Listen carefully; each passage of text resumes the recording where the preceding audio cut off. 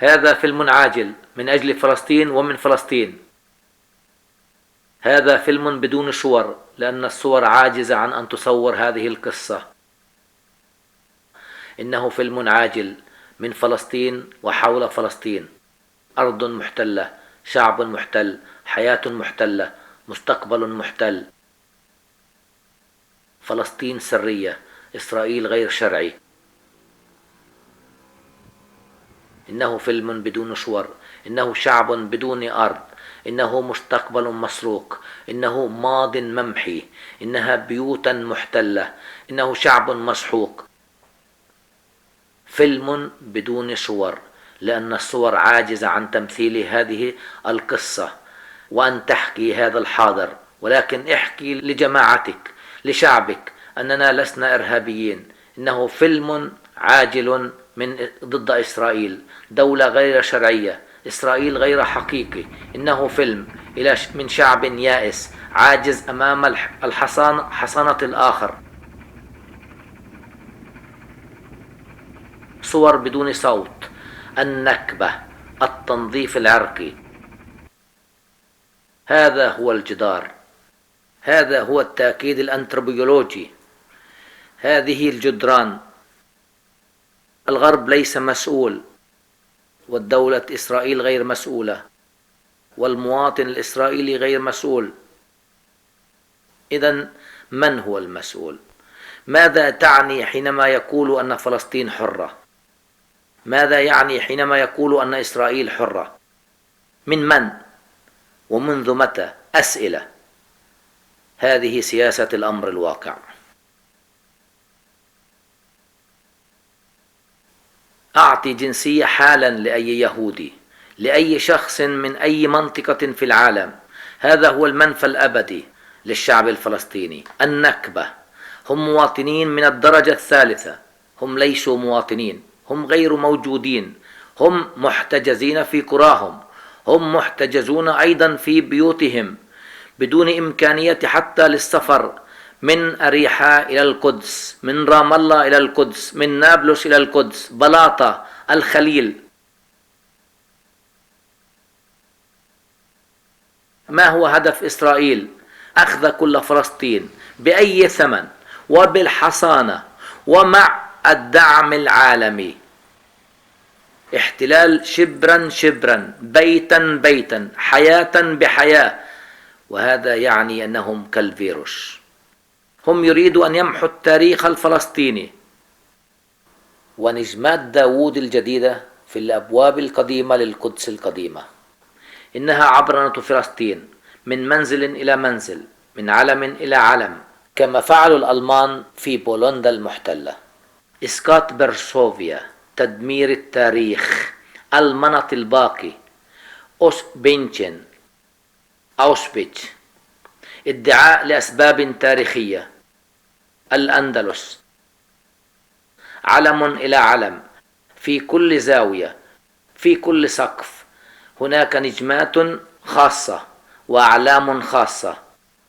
علامات الإمبراطورية. بيت إسرائيلي، يعني أن هناك بيتا فلسطيني ناقص.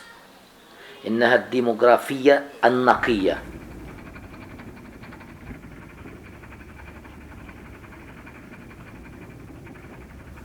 هذا هو فيلم. إنه كتيب من فلسطين. لا يمكن بناء بلد على حساب محو الآخر. إنها صور بدون صوت.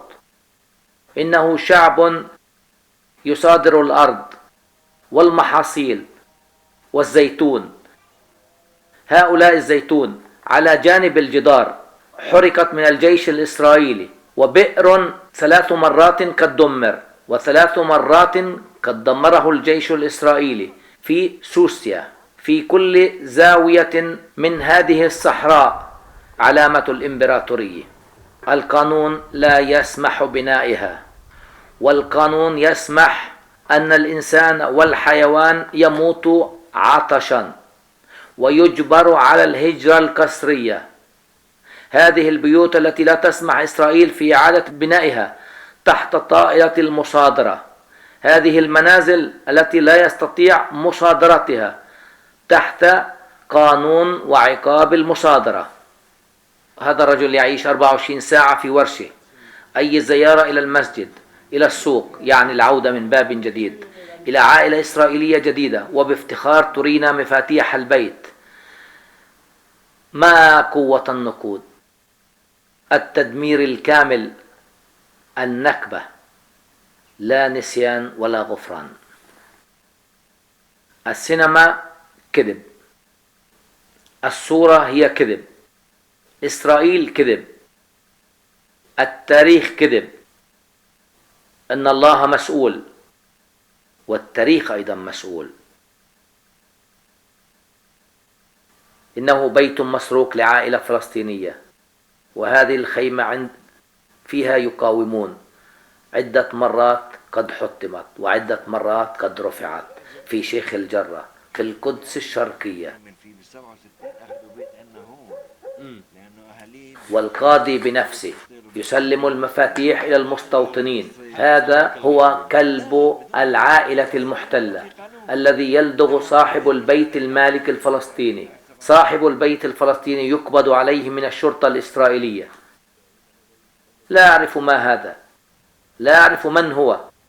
الشعب المختار، هذا سلوان، القدس الشرقية. إنه في فلسطين على وشك الاختفاء. منازل فلسطين مهدمة لبناية حدائق جميلة. ولد دهس من المستوطنين خلال الاحتجاز. الولد حجز من الشرطة. إنها صور للتاريخ، صور للحاضر، تاريخ الصور. السياسة هي التاريخ في هذه الدولة. إنه التاريخ لأكثر نظام سياسي منحرف في هذا الكون. بهذا النظام القضائي، دولة للشعب المختار. النكبة، التطهير العرقي. إنها قصة بدون صور، قصة بدون أصوات ولا كلمات. كل كلمة هي مساس.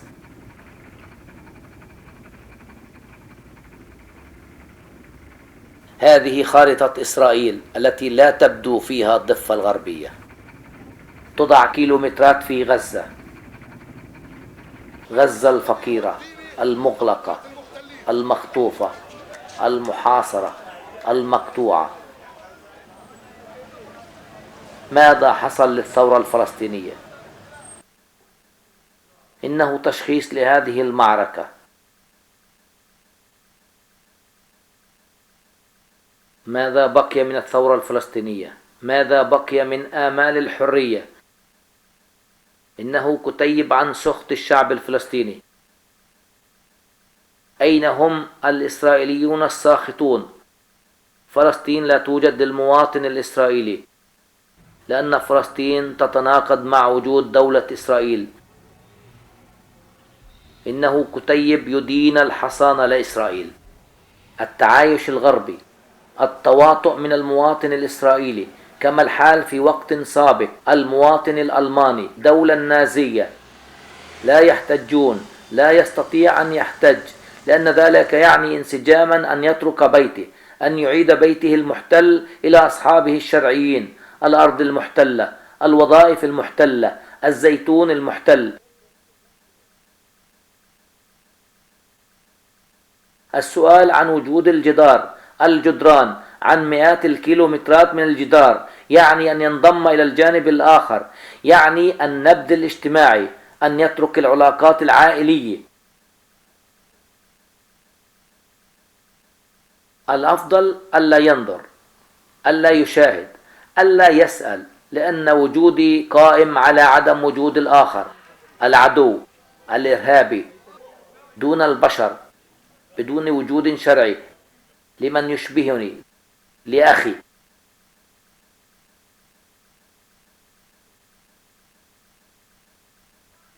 هذا هو كتيب. هذه صرخة جافة من بلفرست، برلين، الصحراء، كولومبيا، كردستان، يابرتيد. هذا هو جيش الدولة الإسرائيلية. هذا ليس دولة مع جيش، بل جيش مع دولة. هذا هو الجيش الإسرائيلي الذي لا يسمح لنا المرور، مبررا ذلك لأنه أرض عسكرية، ولكن ذلك مستعمرة إسرائيلية، وبالنسبة لهم كل مستعمرة هو أرض عسكرية. ولكن هنا يجب أن يمر الأولاد والبنات الفلسطينيين في طريقهم إلى المدرسة، والجيش هنا يقول ليحميهم من المستوطنين، ويصرخوا ويطلقون الحجارة أثناء مرورهم. الجيش هنا لحماية المستوطنين من نظرات الأولاد والبنات الذاهبين إلى المدرسة. هذا سوق الخليل، وهذا المركز التجاري في الخليل،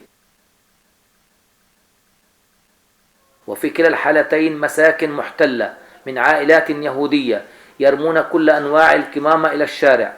هذا حاجز لا نستطيع عبوره، لأنه المدخل إلى حي يهودي.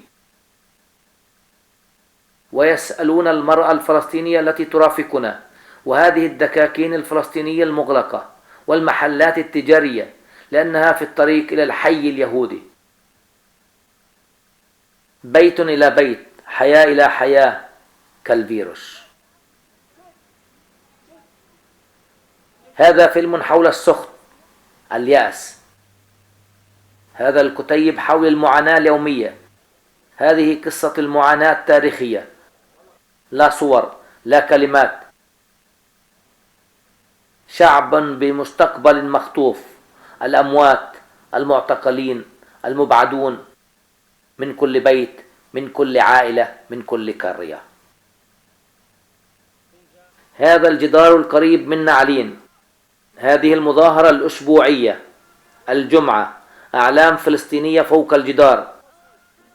لا نريد لا جدار ولا أعلام. نرمي الحجارة فوق الجدار الذي لا نريده. نصرخ هذا الجدار غير شرعي. مستعمرة يهودية في الجانب الآخر الجدار، أرض عسكرية، جيش إسرائيلي يرد بالقنابل مشيرة للدموع، يوما بعد يوم، أسبوعا إلى أسبوع، حياة إلى حياة، بيتا إلى بيت. تصور عالم بدون بلدان. هذه دولة عسكرية، دولة بوليسية. إنها أمة مصابة بجنون العظمة. إنه الخوف من الآخر، من الأولاد، من اللغات، من الفكر، من خسارة الامتيازات، من إرجاع غنيمة الحرب. فلسطين محاصرة، كل مدينة محاصرة. القدس القديمة مغلقة. هذا كتيب من أجل حق تقرير المصير، من أجل حق الشعوب، من أجل حق العودة.